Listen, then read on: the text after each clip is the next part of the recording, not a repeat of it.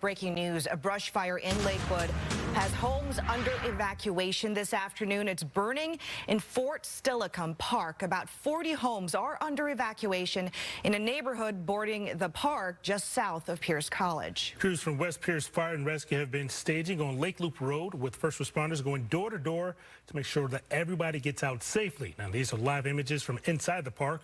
We have seen a DNR helicopter has been flying above, dropping water from the nearby lake to help put those flames under control. We do have a reporter heading to that scene. We'll bring you a live report sometime in the next half hour.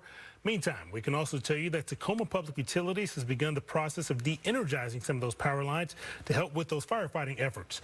The utility says the situation is evolving with about 3,000 customers currently being impacted. And we are also monitoring a brush fire that sent smoke billowing over Seattle's South Park neighborhood. Take a look at that. You see a lot of smoke there. The scene is just off SR 509 at Cloverdale. This is a wooded area surrounded by business parks and other industrial properties. The emergency calls went around 3 p.m. So far, no word of any injuries or damage to buildings.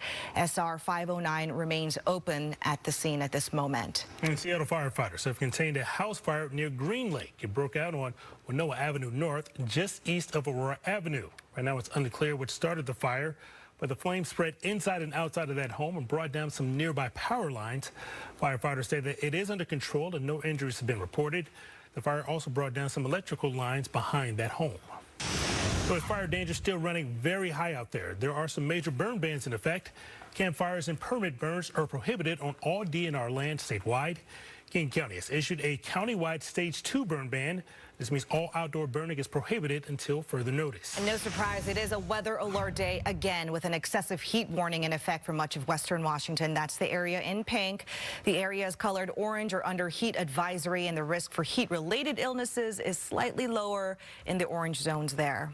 Now let's get a live look outside. You can see the mountain is out in all of her glory, but we are talking about temperatures in the 90s for the third straight day in a row, Aaron. Yeah, for sure. We're in the low 90s right now. There is some cooling on the way, and we have these warnings and advisories in effect through tonight, and then we'll start to see some of the fuchsia pink colors drop off, and we'll be in that advisory zone as we get into our Thursday. So here's a look at the fire danger. It is escalated, and it's very high because of our dry grounds, lack of rain. So far this year, we're behind by over 7 inches in the bucket at SeaTac. We do have a red flag warning still in effect through tonight at 10 p.m. Pushing further east, that will stay through Thursday at 11 p.m.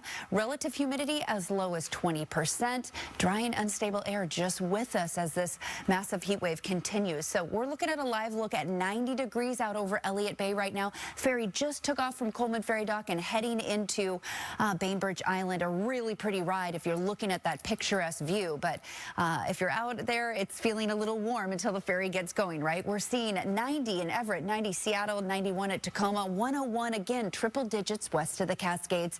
Not surprising east of the Cascades. High pressure still with us, and that is going to hang on. And finally, we start to get some cooling as we go into our Friday, especially our temperatures come down quite a bit.